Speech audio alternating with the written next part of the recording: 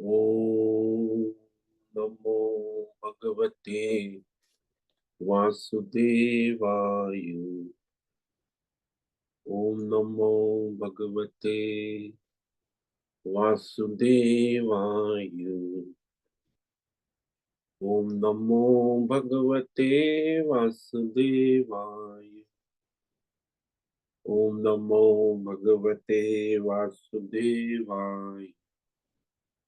ओम नमो भगवते वासुदेवाय। ओम नमो भगवते वासुदेवाय। ओम नमो भगवते वासुदेवाय। ओम नमो भगवते वासुदेवाय। ओम नमो भगवते वासुदेवाय। ओम श्री परमात्मने नमो नमः। ओम गणपतये नमो नमः। ओम सं सरस्वत्यै नमो नमः। ओम गुरुभ्यो नमो नमः। ओम सहनाववतु सहनौ भुनक्तु सह वीर्यं करवावहै तेजस्विनावधीतमस्तु मा विद्विषावहै। ओम शांति शांति शांति। सदाशिवसमारम्भां शंकराचार्य मध्यम अस्मदाचार्यपर्यन्तां वन्दे गुरुपरम्पराम्। ओम पार्थाय प्रतिबोधितां भगवता नारायणेन स्वयं व्यासेन ग्रथितां पुराणमुनिना मध्ये महाभारतम् अद्वैतामृतवर्षिणीं भगवतीम् अष्टादशाध्यायिनीम् अम्ब त्वामनुसन्दधामि भगवद्गीते भवद्वेषिणि। वसुदेवसुतं देवं कंसचाणूरमर्दनं देवकी परमानन्दं कृष्णं वन्दे जगद्गुरुं। नमस्ते परमं ब्रह्म सच्चिदानन्दरूपाय निर्गुणाय नमस्तुभ्यं ओंकाराय नमो नमः। सर्वे दुर्गाणि तरन्तु सर्वे भद्राणि पश्यन्तु सर्वे सद्बुद्धिमाप्नोतु सर्वे सर्वत्र नंदतु। ओम तत्सत। ओम ओम ओम। आप सभी ऑनलाइन नेटवर्क पर उपस्थित भगवद गीता श्रवण साधकों को आज प्रातः काल ऋषिकेश से हमारा अभिवादन अभिनंदन अभिवंदन। हरि ओम हरि ओम हरि ओम। हम सबको आज का यह दिव्य दिन तन मन धन जन देश काल विषय वस्तु परिस्थिति अवस्थाएं अध्यात्म भौतिक दैवी क्षेत्र व्यष्टि समष्टि सभी को अपने अपने पूर्व में अनंत जन्मों में किए हुए संचित पाप पुण्य धर्म अधर्म मिश्र कर्मों के पके हुए फल स्वरूप में वर्तमान में आज सभी को अपने अपने प्रारब्ध अनुसार परमेश्वरी अचिंत्य योग माया के माध्यम से प्रसाद स्वरूप में प्राप्त हुआ है। अतः आज का यह दिव्य दिन परमार्थ हेतु निष्काम सेवा यज्ञ देव यज्ञ ऋषि यज्ञ पितृ यज्ञ मानवता यज्ञ भूत प्राणी यज्ञ सात्विक दान शारीरिक वाचिक मानसिक तप निष्काम कर्म योग ध्यान योग भक्ति योग ज्ञान योग साधनाएं स्वाध्याय वेद शास्त्रों का अध्ययन अध्यापन उपासना आराधना के लिए समर्पित करे और करवावे। अत्यंत दुर्लभ मनुष्य जीवन को परमार्थ हेतु सार्थक करे और करवावे। आज विक्रम संवत 2081 आश्विन मास कृष्ण पक्ष की एकादशी सुबह 7:10 तक है। उसके बाद द्वादशी लग जाती है। आज है पूर्व फाल्गुनी नक्षत्र जो दोपहर 3:22 तक है। उसके बाद उत्तर फाल्गुनी नक्षत्र लग जाता है। आज है सोमवार भोलेनाथ शिव जी की आराधना उपासना का दिन है और शरद ऋतु चल रही है। यहाँ रात्रि का न्यूनतम तापमान 16 डिग्री रहा और दिन का अधिकतम तापमान 28 डिग्री। वायु की गति 5-10 किलोमीटर प्रति घंटा चल रही। ईस्वी सन 2024, 28 अक्टूबर 28 अक्टूबर 2024 सुबह के 7 बजने वाले हैं। कलयुग का प्रथम चरण 5125वां वर्ष, 7वां वैवस्वत मनवंतर श्वेत वराह कल्प ब्रह्मा जी का 26वां दिन और 51वां वर्ष चल रहा है। तो ऐसे अनंत कोटि ब्रह्मा और ब्रह्मांडी परमेश्वरी अचिंत्य योग माया में हमारा यह एक ब्रह्मांड, इस ब्रह्मांड में ये पृथ्वी लोक में समुद्र के ऊपर जम्बू द्वीप में विश्व का एकमात्र वैदिक राष्ट्र भारत में उत्तर हिमालय प्रांत में उत्तराखंड राज्य में टिहरी जिले में हिमालयन शिवालिक पर्वतमाला के अंतर्गत मणिकुट पर्वत के ऊपर नीलकंठ महादेव के सामने ऋषिकेश नगरी में मुनि की रेती प्रांत में शीशम जाड़ी अवधूत बाड़ा आश्रम के सी ब्लॉक के 5 नंबर कमरे से पहले माले से गंगा किनारे से हम स्वामी उत्तमानंद सरस्वती भगवद गीता के आचार्य शिष्य स्वामी चिन्मयानंद सरस्वती महाराज, चिन्मय मिशन, कैवल्याद्वैत वेद व्यास भगवत पाद शंकराचार्य की संन्यास परंपरा से शिक्षित सनातन वैदिक भारतीय हिंदू धर्म अनुसार संपूर्ण भगवद गीता ज्ञान यज्ञ ऑनलाइन चैतन्यमय जीवन लाइव प्रसारण के अंतर्गत जूम एवं यूट्यूब व्याख्यान माला में अध्याय 8 के श्लोक नंबर 21 पर संस्कृत एवं हिंदी में व्याख्यान करेंगे। दिव्य पवित्र सरल व्यावहारिक सटीक पूर्ण वर्ण अक्षर पद वाक्य पंक्ति श्लोक अध्यायों की संगति संधि अन्वय शब्दार्थ वाक्यार्थ भावार्थ रहस्यार्थ के यथार्थ तात्पर्य सहित वैदिक शास्त्र वेद व्यास साहित्य शंकर भाष्य एवं परंपरागत सन्यासी आचार्यों की टीका टिप्पणी सहित आज का यह भगवद गीता व्याख्यान करेंगे। कृपया आप सभी श्रद्धा भक्ति ध्यान से परिपूर्ण होकर के यह दिव्य श्रवण साधना करें। इसमें से कुछ ग्रहण करे, कुछ धारण करे, कुछ अपने जीवन में चरितार्थ करे और उसमें निरंतरता लाए। अपनी अपनी आध्यात्मिक भौतिक दैवी अशांति द्वंद्व मोह विक्षेपों से रहित होकर के अधार्मिक और शास्त्रीय परंपरागत भ्रम भ्रांतियों से रहित होकर के अपने अपने शरीर इंद्रिय प्राण मन वचन कर्म और बुद्धि से एक रूप एकाग्र होकर के शुद्ध सात्विक सूक्ष्म वेद शास्त्र आचार्य परंपरा अनुसार विवेक बुद्धि करे।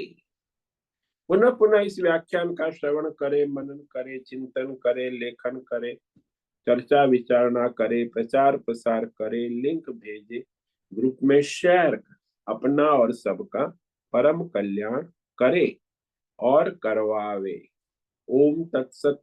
ओम ओम ओम। तो श्रीमद् भगवद गीता अध्याय 8 अक्षर ब्रह्म योग के श्लोक नंबर 20 पर हमने विवेक विचार किया था, जिसमें भगवान सनातन अव्यक्त की बात करते हैं कि ब्रह्मा जी की रात्रि तो अव्यक्त काल है सृष्टि का, लेकिन उससे भी परे सनातन अव्यक्त जो है वह परमात्मा का स्वरूप है।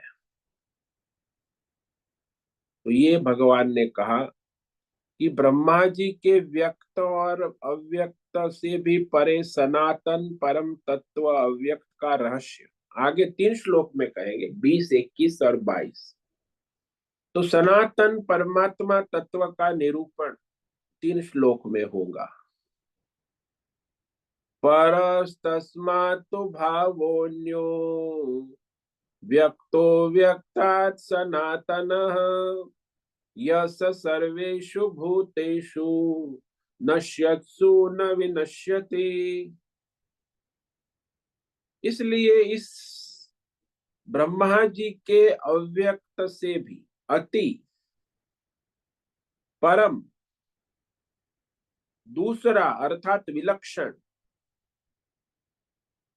अन्य यह सनातन अव्यक्तम भाव, यानी जो सनातन अव्यक्त तत्व है, परम तत्व, भाव का मतलब परमार्थ तत्व, परम दिव्य पुरुष जिसको कहते हैं, सह यानी संसार में सबसे परम और सबको शक्ति देने वाला महाशक्ति परम तत्व। कहते सारी सृष्टि की उत्पत्ति स्थिति लय चाहे होती रहे, ब्रह्मा जी योग की उत्पत्ति स्थिति, सभी प्राणियों की सृष्टि की व्यष्टि की समष्टि की उत्पत्ति और नाश होने पर उसका उत्पत्ति नाश नहीं होता, न नश्यत सुविनश्यत। सृष्टि का नाश होने पर उसका नाश नहीं होता है, सृष्टि का सर्जन होने पर उसका सर्जन नहीं होता। जैसे आभूषणों का नाश होने पर सुवर्ण का सर्जन नहीं होता और आभूषणों के सर्जन से सुवर्ण का सर्जन नहीं। आभूषण बदलते रहते लेकिन सुवर्ण जो है उसका कभी नाश नहीं होता, सर्जन नहीं होता। वो तो ज्यों का त्यों, जैसा है वैसा। तो ये भगवान यहाँ स्पष्ट कर रहे हैं कि वह सनातन तत्व है, सत्य है, सनातन धर्म है जिसको हम कहते हैं, जो हमारा वैदिक धर्म है। तो अब उसे भगवान वेद शास्त्र परंपरा अनुसार सनातन तत्व परमात्मा को प्रमाणित करते। तो ये आगे के श्लोक नंबर 21 में वेद शास्त्र और आचार्य परंपरा से ये सनातन तत्व प्रमाणित है। वेद शास्त्रों में भी कहा है, आचार्य परंपरा से अनुभूति पूर्वक है, कोई काल्पनिक कल्पना नहीं, परंपरागत अनुभूति भी है और वेद शास्त्र से प्रमाणित भी है। तो वही भगवान आगे कहते कि यह जो अक्षर अविनाशी परम धाम परम गति परमात्मा जिसको परमेश्वर पुरुषोत्तम कहते हैं, वही परम गति है, अंतिम स्थिति है, जिसे प्राप्त होकर फिर मनुष्य संसार में आवागमन नहीं करता। जीव जो है वो परमात्मा स्वरूप हो जाता है। तो वो अब भगवान कह रहे हैं श्लोक नंबर 21 में, अव्यक्तोऽक्षरमित्युक्तम् तमाहु परमां गतिम् यं प्राप्य न निवर्तन्ते तद्धाम परमं मम। अव्यक्तोऽक्षरम् इति उक्त्य तमाहु परमां गतिम यम प्राप्य न निवर्तन्ते तद्धाम परमं मम। भगवान के वाक्य है इस श्लोक में। पहला वाक्य अव्यक्त अक्षर इति उक्तः, उस परम तत्व को अव्यक्त अक्षर इस नाम से वेद शास्त्रों में कहा गया। तम उसी अक्षर परम तत्व अव्यक्त परमाम गतिम, देखो परम परमम परमाम, परम सर्वोत्कृष्ट परम गति, जिस सनातन अव्यक्त को प्राप्त होकर मनुष्य फिर जीव भाव में वापस नहीं होता, न निवर्तन, यानी जीव भाव समाप्त होकर परमात्मा भाव में स्थित हो जाता। वो परमात्मा भाव भगवत भाव में स्थित होना ही परम धाम परम गति। जैसे शंकराचार्य है, स्वामी दयानंद है, स्वामी विवेकानंद है, कई सन्यासी है, और ये सारे जो है अपने परम धाम परमात्मा में स्थित।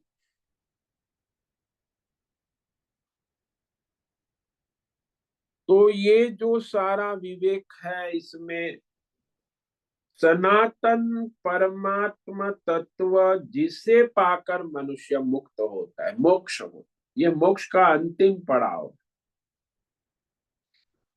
तो फिर वो भौतिक अध्यात्म देव संसार की मोह माया में वापस नहीं लौटते हैं, वह परमात्मा का परम धाम परमार्थ स्वरूप को प्राप्त होते हैं। सनातन अव्यक्त जो अक्षर शब्दों से कहा गया है, अक्षर अक्षर पुरुषोत्तम, उसे परम धाम परम गति स्वयं भगवान कहते कि इससे आगे फिर कोई गति नहीं। परमम गति परमम धाम। अब देखो यहाँ संसार जो है इसमें सभी प्राणी आते जाते रहते, और इसमें तो इतने सारे मनुष्य जो है कोई सारे भौतिक अध्यात्म देह विषयों में, बहुत सारे विषयों में भी परमात्मा कहते हैं सदा सर्वत्र सब में अंतर्यामी रूप से उपस्थित है। जैसे सभी आभूषणों में सुवर्ण उपस्थित है, वैसे ही परमात्मा इस संसार के भौतिक अध्यात्म दैव देश काल विषय सब में। तो परमात्मा तत्व दिखता क्यों नहीं? तो उसका कारण अव्यक्त का। ये अव्यक्त शब्द जो है इसे समझना आवश्यक। जो हमारी पांच ज्ञानेंद्रियों का विषय नहीं हो सकता, शब्द स्पर्श रूप रस, ज्ञानेंद्रियों का अविषय होने से हमारे लिए सदा सर्वदा सर्वत्र अव्यक्त ही रहता है, क्योंकि वो इंद्रिय का विषय नहीं है, इसीलिए अव्यक्त है। तो हम लोग तो भाई संसार में रहते, तो हमारा तो सबका देखो ये हाल है कि संचित संस्कार अनेक जन्मों के और वर्तमान जन्म के संस्कार इतने दृढ़ है कि हम लोग ज्ञानेंद्रिय शब्द स्पर्श रूप रस गंध से विषय जो जाने जाते हैं, तो उसे ही सच्चा मानते हैं कि यही सत्य है। आंख से दिखता है इसीलिए सत्य है, नाक से सुगंध आ रही इसीलिए सत्य है, जीवा से स्वाद आ रहा है इसीलिए सत्य है, तो चमड़ी से स्पर्श हो रहा है ठंडा गर्म इसीलिए सत्य है। तो इंद्रियों के द्वारा प्रमाणित कर, वैज्ञानिक लोग भी इंद्रियों के द्वारा प्रमाणित करते उसको सत्य मान, जो इंद्रियों से प्रमाणित नहीं है उसे काल्पनिक कहते हैं। तो इंद्रिय ज्ञानेंद्रिय के विषय को जो हम सत्य कहते, ये सच्चा है सत्य है, और जो ज्ञानेंद्रिय का विषय नहीं है वो सारा काल्पनिक है, यानी सच्चा नहीं है। ये आम धारणा होती है। ज्यादातर मनुष्य जो शास्त्र नहीं पढ़ा है, वैज्ञानिक है आजकल के जो पढ़े लिखे लोग, इनकी यही होता है कि इंद्रियों से प्रमाणित होना चाहिए तब हम मानेंगे कि वो है सच्चा, नहीं तो है नहीं, कल्पना है, भगवान कोई है नहीं। कई लोग कहते भगवान भगवान कुछ है नहीं, ये तो सब काल्पनिक बातें हैं, सच्चा नहीं है। ऐसा जो संसार में सभी लोग, ज्यादातर मनुष्य ऐसा ही कहते, और सभी के संचित संस्कार भी ऐसे ही है। वो इंद्रियों को ही प्रमाण मानते हैं, इंद्रियों के द्वारा जो दिखता है अनुभव में आता है वही सच्चा है, और उसके अनंत जन्मों के संस्कार बैठे हुए। इसलिए फिर वो मनुष्य, ज्यादातर मनुष्य सत्संग करके भी वो स्वीकार नहीं कर, लगता है कि यदि परमात्मा होता तो ज्ञानेंद्रिय का विषय होता। अब ये हमारी ज्ञानेंद्रियों का विषय नहीं है, इसीलिए परमात्मा है ही नहीं। वो तो एक कल्पना, ऋषि मुनियों की कल्पना है या कवियों की कल्पना है। परमात्मा नाम की कोई चीज है, एक काल्पनिक वस्तु है। अधिकतर संसारी और वैज्ञानिक और आजकल के जो आधुनिक पढ़े लिखे लोग हैं यही यही धारणा है कि ये सब काल्पनिक मानी हुई चीज है। आजकल के युग में तो ज्यादा वैज्ञानिक प्रमाण है। तुम भगवान का हमें वैज्ञानिक, वैज्ञानिक यानी इंद्रिय प्रमाण, आंखों से, कानों से, नाकों से, इंद्रियों के द्वारा तो हम मानेंगे, नहीं तो भगवान कहाँ है। इसलिए परमात्मा है ही नहीं, काल्पनिक, अधिकतर यही सोच होती। इसलिए उनकी श्रद्धा भी नहीं बन पाती, बुद्धि में भगवत भाव भी नहीं हो पाता, क्योंकि वो भगवान काल्पनिक है और ये संसार जो इंद्रिय विषय भोग है वो सत्य है। तो उसी के पीछे दौड़े रहते कि ये सब तो मानी हुई चीज है। परंतु हमें विवेक विचार करे, यदि कोई सूक्ष्म विवेक विचार करे तो शांति से बैठकर विचार करो कि हम स्वयं है, उसमें मैं हूं, वह किसी इंद्रिय का विषय है? मैं हूं। अच्छा बताओ, किस इंद्रिय का विषय है मैं हूं? आंख का विषय शब्द का, स्पर्श का, रूप का, आप जानते हो, अनुभव करते हो रोज। मैं हूं, लेकिन मैं किस इंद्रिय का विषय नहीं। मैं हूं वह किसी इंद्रिय का विषय हो नहीं सकता। फिर भी हम मैं हूं को मानते कि मैं हूं, अपने को क्या आंखों से देखते, कान से सुनते नहीं, फिर भी मैं हूं उसको हम मानते इंद्रिय का विषय न होने के कारण। तो किसी भी ज्ञानेंद्रिय का विषय मैं हूं नहीं है, फिर भी वो है।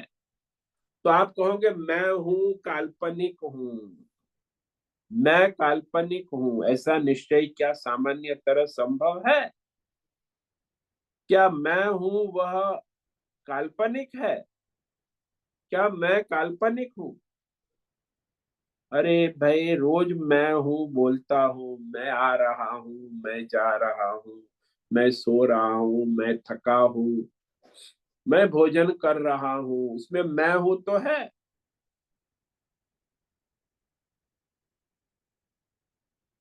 तो क्या मैं हूँ काल्पनिक है, ऐसा निश्चय क्या किसी को होता है? सामान्यतः यह ऐसा संभव अज्ञान के कारण। बाह्य भौतिक विषय पदार्थों को इंद्रिय, ज्ञानेन्द्रिय के विषय मैं करता हूं। मैं हूं तो ये शब्द, स्पर्श, रूप, रस विषय है। मैं हूं ये कोई कल्पना नहीं। यदि मैं ही काल्पनिक हूं तो फिर ये सारे भौतिक, अध्यात्म, दैव विषय पदार्थ का होना भी काल्पनिक हो जाएगा। कि मैं हूं काल्पनिक तो मैं जो देख रहा हूं इंद्रियों के द्वारा वो भी सब काल्पनिक हो जाए।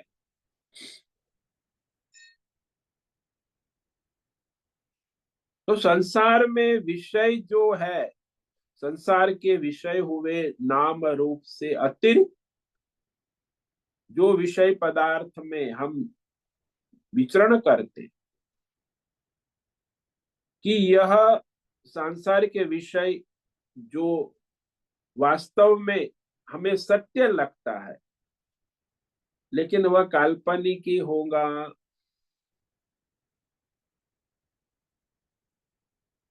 संसारी विषय सारे जो है मैं हूं के द्वारा प्रकाशित, उस पदार्थ का स्वयं कोई अस्तित्व नहीं है, कोई प्रमाण ही नहीं है। बाह्य विषय भी जब तक मैं हूं, मैं को न कोई प्रमाण कर, क्योंकि मैं हूं तो ये सब है, मैं हूं को स्वीकार न करे तो ये स्वीकार्य नहीं रहे। तो सामान्यतः मनुष्य को ये विषय स्वीकार्य है, किसके लिए? मैं हूं इसीलिए, मेरे लिए सारे विषय रहते हैं। लेकिन उसको मैं हूं अंतर्यामी रूप से प्रकाशित कर रहा हूं, लेकिन वो मैं हूं प्रकट नहीं है, वो है। इसीलिए वो मैं हूं को अव्यक्त कह दिया। सबका मैं नित्य उपलब्ध होते हुए भी अव्यक्त, क्योंकि ज्ञानेंद्रिय का इंद्रियों का विषय नहीं है,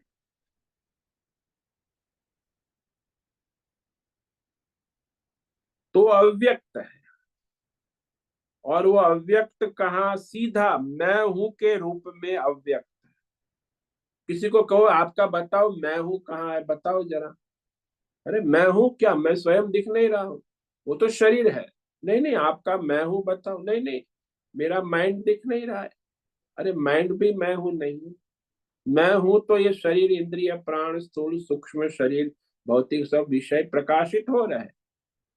यदि मैं नहीं हूं तो फिर कहाँ से शरीर, स्थूल शरीर सूक्ष्म शरीर काम करेंगे। तो यह संसार में मैं को न स्वीकारने पर यह भी कुछ स्वीकार्य नहीं रहेगा। यह सारा संसार जब मैं हूं तब स्वीकार्य।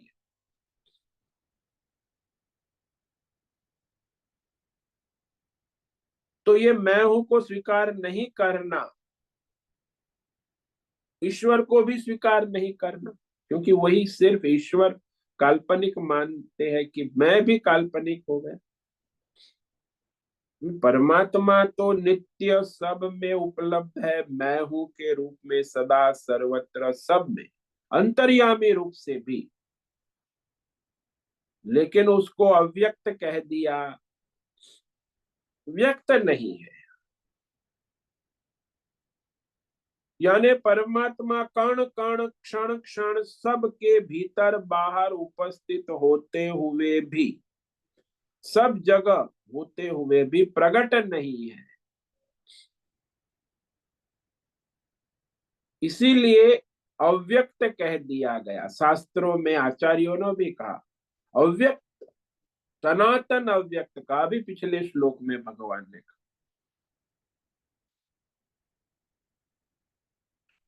तो इस अव्यक्त का प्रकट होने का सीधा हमारे भीतर कोई स्थान है, तो वो मैं हूं। जो निरुपाधिक मैं हूं। जब आप मैं देवदत्त कह दिया तो देवदत्त स्थूल सूक्ष्म शरीर उपाधि आ गई, लेकिन देवदत्त उपाधि ना ले, स्थूल सूक्ष्म रहित मैं हूं वही परमात्मा सदा सर्वत्र सब में उपस्थित है। और वो इंद्रियों का विषय नहीं है। देवदत्त इंद्रिय का विषय है, लेकिन मैं हूं इंद्रिय का विषय नहीं होता।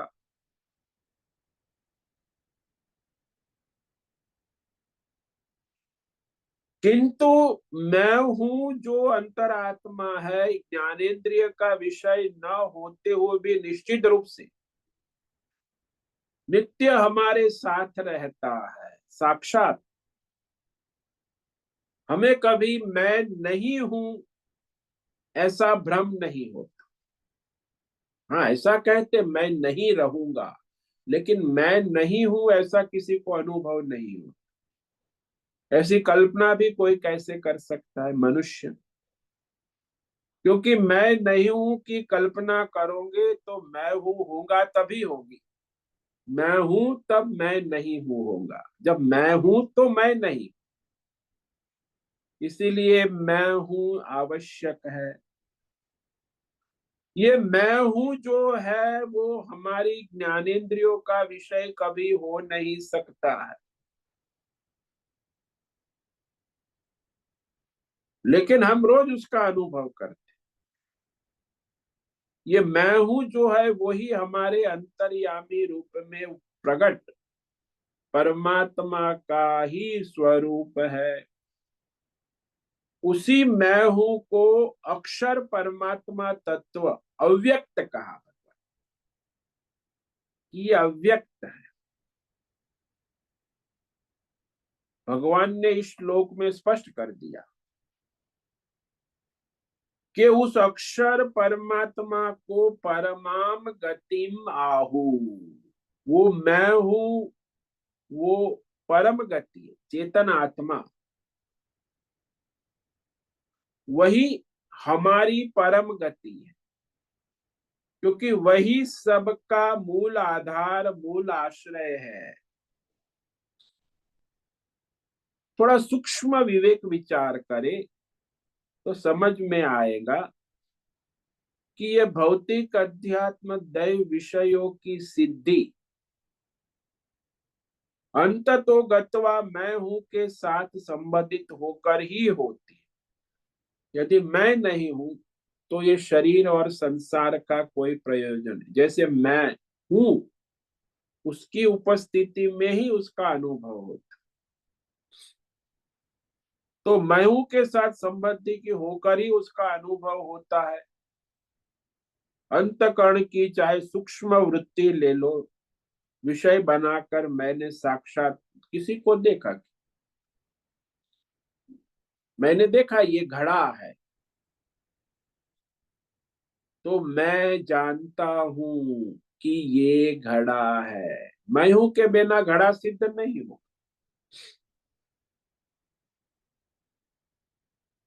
तो घड़ा शब्द जब हम बोलते हैं तो उस शब्द को प्रकाशित करने वाला मैं हूं।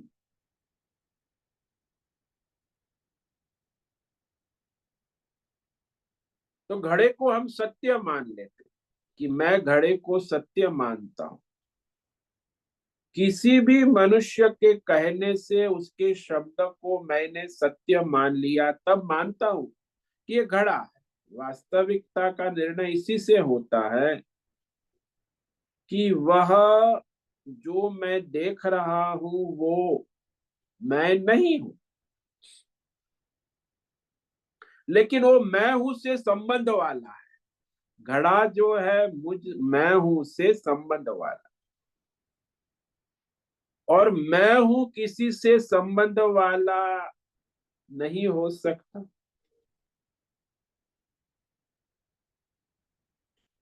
ये बड़ा आश्चर्य है। मैं हूं किसी से संबंध वाला होकर तो निश्चय वाला नहीं हूं। मैं तो स्वयं प्रकाश हूं ना, इसलिए कोई उपाधि वाला हूं नहीं।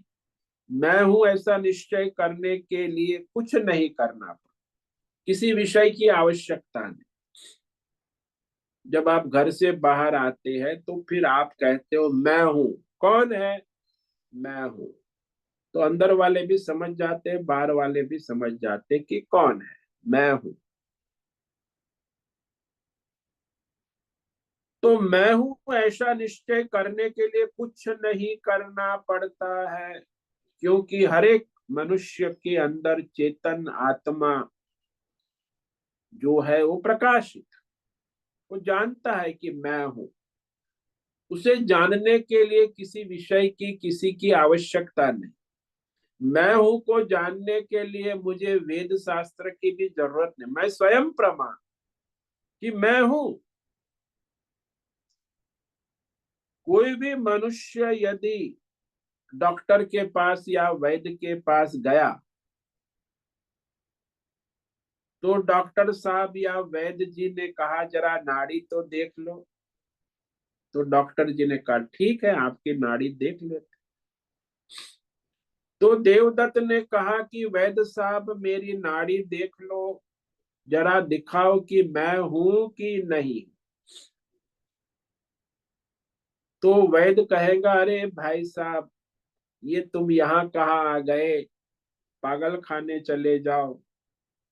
मैं हूं या नहीं हूं बारे में डॉक्टर वैद्य कुछ नहीं कह सकते। मैं हूं या नहीं हूं इसके लिए कोई परीक्षा कर नहीं सकता, नहीं कर। वो स्वयं सिद्ध है, सबका सदा सर्वत्र सब में मैं हूं, उसकी परीक्षा नहीं हो सकती। तो मैं हूं के रूप में कौन है? बोले यही अंतरात्मा, प्रत्येक आत्मा जो परमात्मा का ही स्वरूप हमारे अंतर्यामी रूप से नित्य उपलब्ध,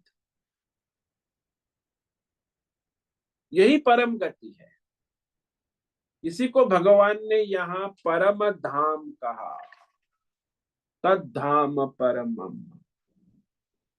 इस मैं हूं के आगे और कोई मनुष्य की गति नहीं, सृष्टि की भी नहीं। ये सबको प्रकाशित करने वाला मैं हूं।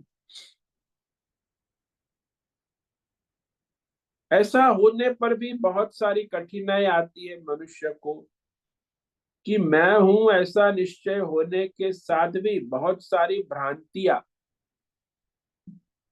भौतिक अध्यात्म दैव भ्रांतियां आ जाती कि मैं मनुष्य हूं, कि मैं देवदत्त हूं, कि मैं ब्राह्मण हूं।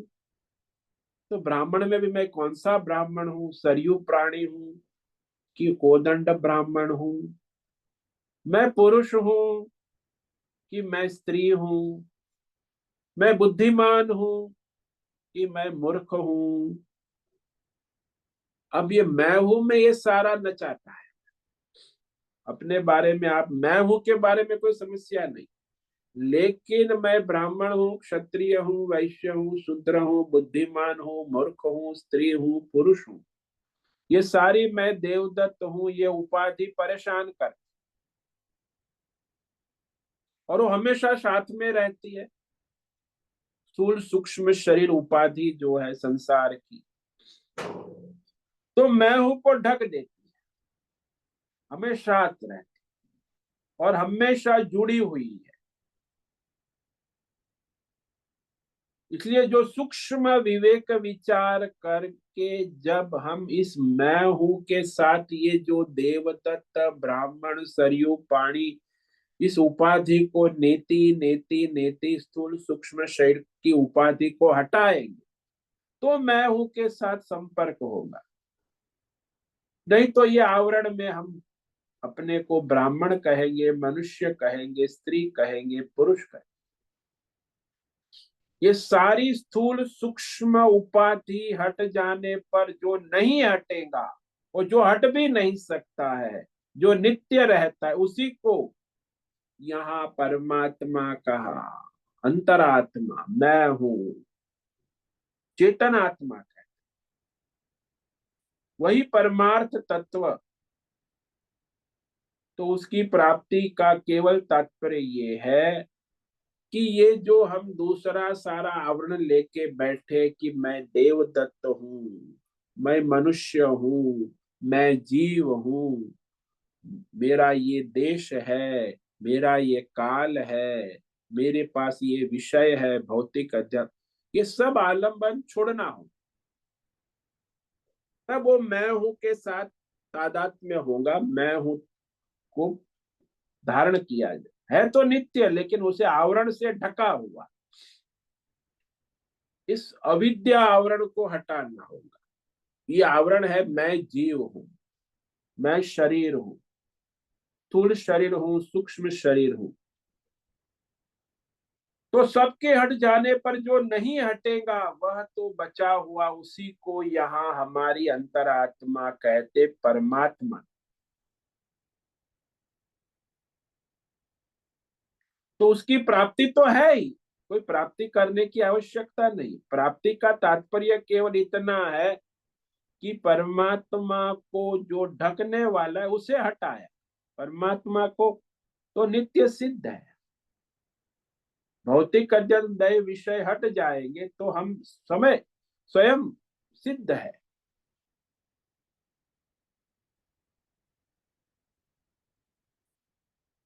अब एक दृष्टांत ले लो कि जैसे आकाश सर्वव्यापक है, तो सर्वव्यापक आकाश माने अवकाश, खाली जगह, खाली जगह अवकाश सब जगह व्यापक है।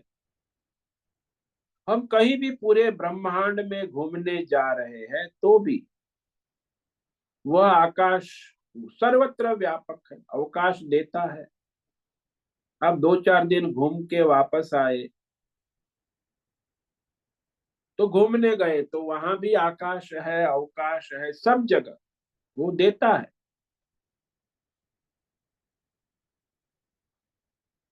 तो वह उसे धारण करना, उसके लिए क्या प्रयत्न करना पड़ता है। फिर आप घूमने गए तो आपकी बैग है, बैग में भी आपने अपना सामान रखा। भाई 2-4 दिन घूमने जा रहे हैं तो फिर पति पत्नी एक बैग में ही सामान रख, ज्यादा दिन तो दोनों की बैग अलग होती। तो बैग में भी अवकाश कहाँ से आया।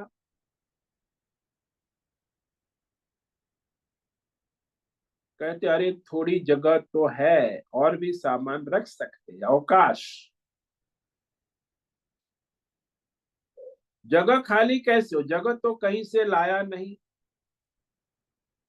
जगह कहीं से आई नहीं न गई, जगह तो वही, अवकाश तो कहीं आता जाता नहीं। जगह तो वहां थी, बैग में जगह थी, जगह वहां से कोई गई आई नहीं। हाँ, पति पत्नी ने अपने कपड़े उसमें से हटा लिए तो जगह हो गई, अवकाश। तो अवकाश को कोई परिवर्तन नहीं होता। कहते हैं कि जो व्यवहार में हम देखते हैं ना, कि अरे थोड़ी जगह करो, खड़े ट्रेन में हम यात्रा करते हैं, वहां भी आकाश तो है, अवकाश। तो भी वो जगह करो, बड़ी भीड़ होती है, सब खड़े खड़े ट्रेन में जाते हैं, धक्का मुक्की होता है, अरे थोड़ी जगह करो खड़े रहने। जगह करो पर जगह नहीं की जाती, वहां से कुछ चीजें हटाई जाने से जगह अपने आप ही हो जाती। यानी अवकाश तो, आकाश तो अपने आप उपलब्धि है, उसे अवकाश को सिद्ध करने की आवश्यकता है। हाँ, विषय को यहाँ, अब देख दो आदमी यहाँ वहां हटेंगे तो हम भी खड़े रह जाएंगे, तो अवकाश हो गया, अवकाश तो है ही। जगह नहीं की जाती, कुछ आसपास की चीजें हटाई जाने से जगह अपने आप ही हो जाती। ठीक इसी प्रकार जब हमारा भौतिक अध्यात्म दैव विषयक जो आवरण है उसे हटा दो, तो मैं हूं चेतन आत्मा नित्य उपलब्ध है, सदा सर्वत्र स्वतः सिद्ध है। वो मैं हूं ढक गया है, किससे ढका हुआ है, जैसे बैग में कपड़े भर के वो अवकाश ढक गया, कपड़े हटा लो तो बैग में अवकाश ही अवकाश। उसकी प्राप्ति जो है वह परम गति कहा भगवान, यम प्राप्य, यानी बिना उपाधि वाला जो मैं हूं वही परम धाम। परम धाम मैं हूं को प्राप्त करके फिर मनुष्य न निवर्तन्ते, यानी ये जन्म मरण संसार के चक्र में नहीं आते, कि मैं हूं से अन्य भौतिक अध्ययन विषय सारे जो है उसे हमने छोड़ दिए और हम अपने मैं हूं में स्थित हो गए। हाँ, जब तक आपने संसार को पकड़ा है, शरीर को पकड़ा है, तो आएंगे। जो भी पकड़ा हुआ संसार है, भौतिक अध्यात्म दैव, शरीर को पकड़ा है, संसार को पकड़ा है, तो जो भी अध्यात्म भौतिक दैवी विषय को पकड़े हुए हैं, तो वो मैं हूं को आना पड़ेगा अलग अलग उपाधियों में, भौतिक उपाधि, अध्यात्म दैव।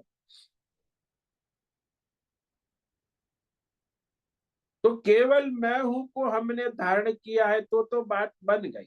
लेकिन अन्य किसी भौतिक अध्यात्म दैव वृत्ति प्रवृत्ति को पकड़े हुए है तो पुनर्जन्म होगा, फिर तो जन्म निश्चित है, आना जाना है। तो जब एक बार हमने सारी भौतिक अध्यात्म दैव वृत्ति प्रवृत्तियों को छोड़ दिया, तो फिर वापस लाने वाला कोई विषय रहा ही नहीं। तो मैं हूं में स्थिति हो गई ना अपने परमेश्वर पूर्ण परमात्मा।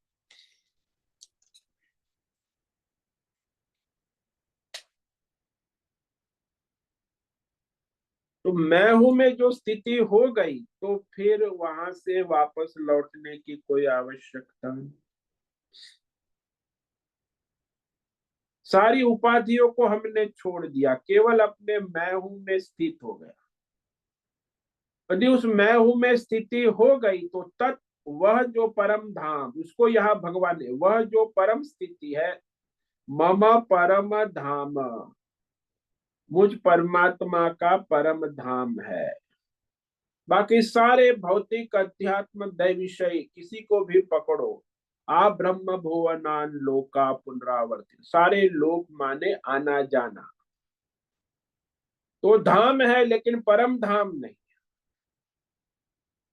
परम धाम परमात्मा मैं हूं को छोड़कर सारा जो है, जितने भी धाम है उसमें आना जाना रहेगा। भौतिक अध्यात्म वही तो संसार चक्र है। तो ये भौतिक अध्यात्म दैव से जो निवृत्त होते हैं और अपने मैं हूं के स्वरूप में स्थित हो जाते हैं, वही परम धाम है। एक बार जब इस परम धाम को स्थिति प्राप्त कर ली, साधना से, कर्म योग, ध्यान, आत्म स्वरूप परम तत्व का निश्चय दृढ़ कर लिया कि भौतिक अध्यात्म दैव विषयों से निवृत्ति यानी संन्यास, जब तक ये भौतिक अध्यात्म दैव विषयों की वृत्ति प्रवृत्ति से निवृत्ति नहीं होगी तो हम मैं हूं में स्थित नहीं हो पाएंगे। तो परम धाम है ना, वो कोई देश काल विषय से उपराम होना होगा। तो किसी भी देश में जाओगे, किसी भी काल में जाओ, किसी भी भौतिक अध्याय विषय में जाओगे आओगे तो वहां तो आना जाना संसार रहेगा, लेकिन परम धाम नहीं है। मैं हूं एक ऐसा है जो परम धाम है, वहां से वापस लौटना नहीं पड़ता, क्योंकि वो सर्वव्यापक आत्म तत्व में स्थिति हो गई। तो फिर कहीं जाना आना नहीं रहता। जैसे आप धारण कर लो कि मैं आकाश हूं, तो अवकाश के लिए कहीं जाना आना नहीं रहता। ऐसे ही मैं हूं परमात्मा तत्व, उसमें जिसकी स्थिति हो गई वही उसकी परम गति हो। तो स्थित हो गए तो कहीं जाना नहीं रहा, न आना भी रहा, बस पूर्ण हो गया। तद्धाम परमम मम, पूर्णमद पूर्णमिदम पूर्णात्, क्योंकि वह मेरा परम धाम है। वही मैं हूं, वही परमात्मा है, लेकिन उपाधि वाला नहीं, निरुपाधिक, वृत्ति प्रवृत्ति से रहित, सर्व साक्षी दृष्टा, अंतर्यामी, उसमें जिसकी स्थिति बन गई वो परम धाम। तद्धाम परमम मम, ये भगवान ने कहा। तो इस प्रकार ये जो श्लोक है इसमें भगवान स्पष्ट कर दिया कि अव्यक्त अक्षर इस नाम से कहा गया है, उसी अक्षर नाम अव्यक्त परम गति कहते, परमाम गति। तो ये सनातन अव्यक्त को प्राप्त होकर, वो कौन है? मैं हूं, केवल मैं हूं, उपाधि वाला देवदत्त नहीं। देवदत्त हटेगा तब मैं हूं की स्थिति बने, तो मनुष्य वापस नहीं देव जीव भाव में आते। वह मैं हूं परमात्मा का परम धाम। सारी साधना ये देवदत्त को हटाने की है, कर्म योग, ध्यान योग। मैं हूं तो नित्य उपलब्ध है, मैं हूं को न हटाना है न सटाना है, लेकिन ये देवदत्त की माया हटेंगी तो मैं हूं में स्थिति बनेगी। इसलिए उसका निराकरण करने का नाम ही साधना है। कर्म योग, ध्यान योग, भक्ति योग, ज्ञान योग। बाकी मैं हूँ स्वयं सिद्ध है, उसे सिद्ध करने के लिए किसी की आवश्यकता नहीं। अब उस परम धाम की प्राप्ति का उपाय बताते हैं। देखो परम धाम ये भगवान कितने दयालु। कि परम धाम की प्राप्ति कब हुई, कैसे सिद्ध करे कि भाई मुझे प्राप्ति हो गई, उसकी प्राप्ति का उपाय क्या है। तो आगे श्लोक नंबर 22 में कहेंगे, इसे आज पढ़ते हैं, इस पर विचार कल करेंगे। पुरुष पर पुरुष सपर पार्थ भक्त्या लभ्यस्त्वनन्यया यस्यान्तं स्थानि भूतानि येन सर्वमिदं ततम्। अरे पार, जिस परमात्मा तत्व के अंतर्गत सारा ब्रह्मांड, भौतिक, अध्यात्म, दैव, सर्वभूत, जिस परमात्मा तत्व से यह इदम सारा भौतिक, अध्यात्म, दैव, संसार परिपूर्ण है, वह सनातन अव्यक्त परमात्मा तत्व परम पुरुष कहा। अनन्यया भक्तिया लभ्य, अनन्यया भक्तिया ने निष्काम कर्म योग, ध्यान योग, भक्ति योग से प्राप्त होने योग्य है, सकाम से कभी नहीं। अनन्यया यानी निष्काम भगवत समर्पित कर्म योग, ध्यान योग, भक्ति योग, ज्ञान योग से वह प्राप्त होने योग्य है। इस पर हम कल विचार करेंगे। तो आज जिस श्लोक पर विचार किया, इसमें भगवान ने स्पष्ट कर दिया कि वह अव्यक्त है, इंद्रियों का विषय नहीं है। अव्यक्तोक्षर इत्युक्त तमाहु परमां गतिम यम प्राप्य न निवर्तन्ते तद्धाम परमं मम। तो ये जो सनातन परम तत्व परमात्मा है, वो मैं हूं। उस मैं हूं में स्थित होकर फिर मनुष्य इस संसारी पने, भौतिक, अध्यात्म, संसारी पने में वापस लौटते नहीं, परम धाम परमार्थ स्वरूप को प्राप्त हो जाते। उस सनातन अव्यक्त परमात्मा तत्व को अक्षर शब्द से कहा। अक्षरम इत्युक्ता, वेदों में आचार्य परम, तो उसी को परम गति कहा, परम धाम कहा, जो उपाधि से रहित है, देश काल विषय को प्रकाशित करने वाला मैं हूं। तो ये मैं हूं वही हमारा परम धाम है। उसमें जिसकी स्थिति बन गई, बस वो सारे बंधनों से मुक्त हो जाते हैं। फिर उसमें स्थिति के लिए उसे क्या करना होगा, वही निष्काम अगले श्लोक में कहेंगे कि अनन्या भक्तिया लभ्य, निष्काम कर्म योग, ध्यान योग, भक्ति योग से प्राप्त होने योग्य है।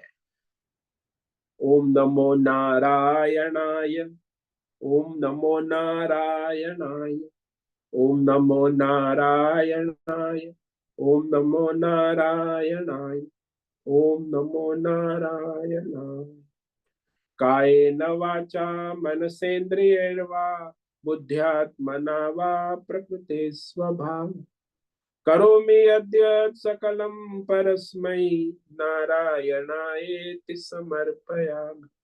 ओम सर्वे भवन्तु सुखिनः, सर्वे सन्तु निरामयाः, सर्वे भद्राणि पश्यन्तु, मा कश्चित् दुःखमाप्नुयात्। अस्तु मा सद्गमय, तमसो मा ज्योतिर्गमय, मृत्योर्मा मृतंगमय। ओम पूर्णमदः पूर्णमिदं पूर्णात् पूर्णमुदच्यते पूर्णस्य पूर्णमादाय पूर्णमेवावशिष्यते। ओम शांति शांति शांति। शंकरं शंकराचार्यं केशवं बादरायणं सूत्र भाष्य कृतौ वंदे भगवन्तौ पुनः पुनः। ईश्वरो गुरुरात्मेति मूर्ति भेद विभाग व्योमवद् व्याप्त देहाय दक्षिणामूर्तये नमो नमः। ओम गुं गुरुभ्यो नमो नमः। ओम तत्सत। ब्रह्मार्पणमस्तु। ओम ओम ओम।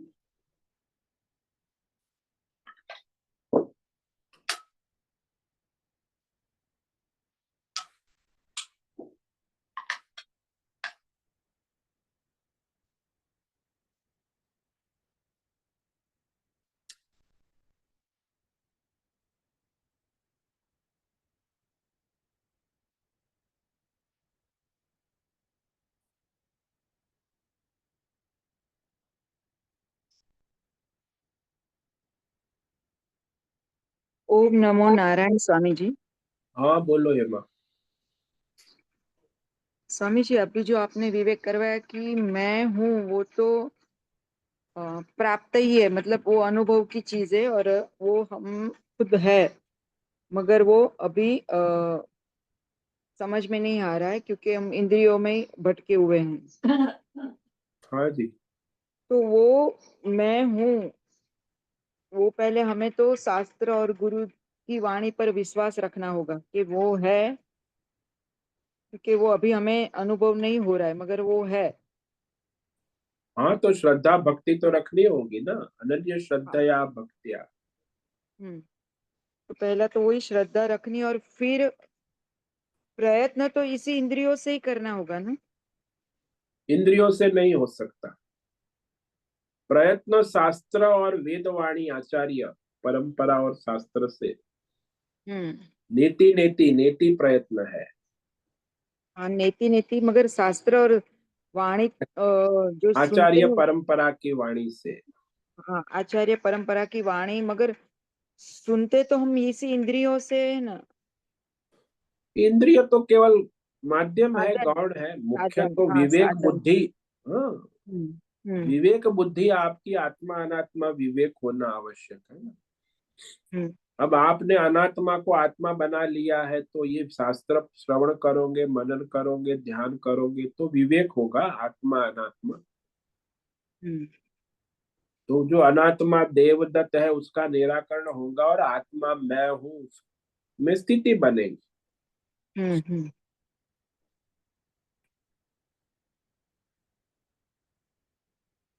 और उस शास्त्र ये। के द्वारा ही होगा और हाँ, आचार्य सच। परंपरा से होगा, श्रद्धा भक्ति पूर्वक होगा। हम्म। हम्म। हम्म। उसके लिए चाहिए शुद्ध सात्विक बुद्धि। हम्म। रजोगुणी तमोगुणी बुद्धि से विवेक नहीं होगा। वो तो भौतिक विवेक भी नहीं होता है। तमोगुणी रजोगुणी, ये तो सूक्ष्म विवेक है। हम्म। तो शास्त्र की बातों का मनन करना, और इसमें बहुत आवश्यक वही है कि एकांत में जब जितना ज्यादा हम रहेंगे उतना ही अब वो मैं हूं का अनुभव हो पाएगा ना। हाँ तो श्रवण करके मनन करके फिर एकांत में चिंतन करे, ध्यान करे, तब उसका अनुसंधान होगा। ये तो हम्म। श्रवण मनन निधि ध्यासन एकांत में ही होगा। कोलाहल में कहाँ से होगा। इसीलिए तो संन्यास लेना आवश्यक है ना। संन्यास हाँ। लेगा तो फिर वो एकांत में फिर अपना साधन भजन करेगा, श्रवण मनन ध्यान हाँ, करे। नहीं। नहीं, तब तक तो नहीं, तो बहिर इंद्रिया में ही भटकते रहते हैं। हाँ तो फिर भौतिक अजन्य विषय इंद्रियों के विषयों में ही तो जीवन पूरा हो जाता है ना। हम्म।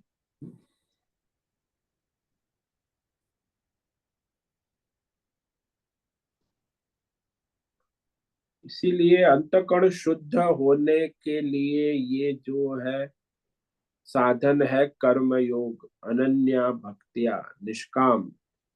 तब हम्म। जाके वो अंतःकरण शुद्ध होगा तो फिर तुम्हारा ये ज्ञान श्रवण मनन विवेक जागृत होने लगेगा। हम्म। आत्मा अनात्मा विवेक।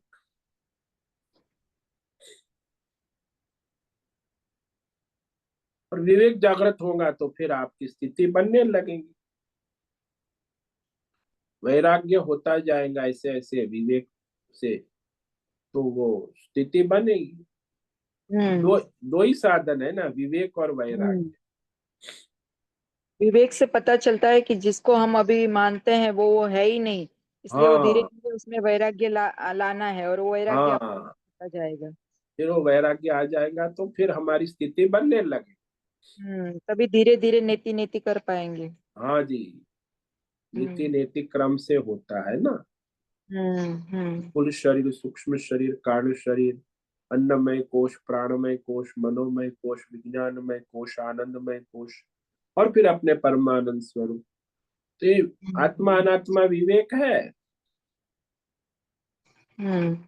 जागृत की नीति करो, जागृत स्वप्न सुषुप्ति, तो इस प्रकार वो चलता है। मगर ये प्राणमय कोश मतलब अन्नमय, ये जो कोश है और ये अवस्था है वो तो बाद में आती है। पहले तो हम यहाँ बाहर बाह्य संसार और परिवार में ही अटके हुए हैं। हाँ, तो फिर उससे पहले उपराम होना आवश्यक है। हाँ हाँ, तब तब जाके जाके अपने। अन्नमय कोश, प्राणमय कोश, सूक्ष्म विवेक होगा। अभी तो हम्म। भौतिक विषय में ही उलझे हुए हैं ना। हाँ, जो दिख रहा है उसी में अटके हुए हैं, वो जो हाँ, ये तो इंद्रिय सब। विषयों में, हम्म ज्ञानेन्द्रिय के विषय, शब्द, स्पर्श, रूप, रस। हम्म। तो तो उसमें भौतिक से। विषयों के उपराम होंगे तो फिर अध्यात्म विवेक होगा, अध्यात्म से उपराम होंगे तो सूक्ष्म दैवी विवेक, दैवी से हाँ, उपराम होंगे तब परमार्थ का विवेक। परमात्मा, हाँ। तो विवेक भी चार अवस्था हो गई ना, भौतिक से अध्यात्म से दैव से परमार्थ। परमार्थ, हाँ। नहीं तो पूरा यहाँ बहुत। उलझ गए तो फिर हाँ। वहां परमार्थ तक नहीं पहुंच पाए। हम्म। ये भौतिक ही सच्चा लग रहा है और वही सत्य मान रहे हैं। हाँ जी, हाँ जी। तो अज्ञान से ऐसा प्रतीत होता है। हम्म।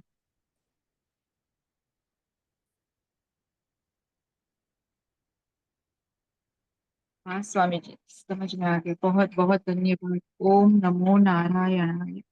ओम नमो नारायणाय। तो आज उपस्थित है प्रकाश आनंद दोषा होस्ट है, भद्रेश को होस्ट है, नैना पुरोहित, राय बहादुर, अमरेंद्र कुमार, अनुराधा जेठे, आशा कोटक, बीबी शर्मा, बीना चितलिया, जीवी कुमार, हेमा कोटक, हेमंत जोशी, इला जोशी, लीलावती बड़ेकर, मीरा उच्छिल, सोनाक्षी काले, पंकज भट्ट, पृथ्वीराज माल, राजेश मोलकर, रूपेश पाटिल, संजीवनी श्रीरंग रानडे, सुचिता पाटिल, सुनील ठाकुर, शाह, तेजल शाह, उषा बेनन, अंजलि जोशी। तो आज एकादशी है, सब व्रत करे, धर्म करे, सत्व गुण बढ़ाए, तब ज्ञान होता है, विवेक होता है। ओम नमो नारायण। सभी साधकों को आज का एकादशी का ओम नमो नारायण। ओम नमो ओम नमो नारायण नारायण स्वामी। है स्वामी जी। ओम नमो ओम नमो नारायण। नारायण स्वामी जी। सबको ओम ओम नमो, नमो नारायण स्वामी जी। ओम नमो वीडियो जो है वही ओम नमो नारायण स्वामी जी। नारायणाय। मुझसे निवेदन है आज का सत्संग पूर्ण करें। ओम नमो नारायण। आज का ये दिव्य सत्संग हम यही पूर्ण करते हैं। सभी साधकों को ओम नमो नारायणाय। सभी साधकों को ओम नमो नारायणाय।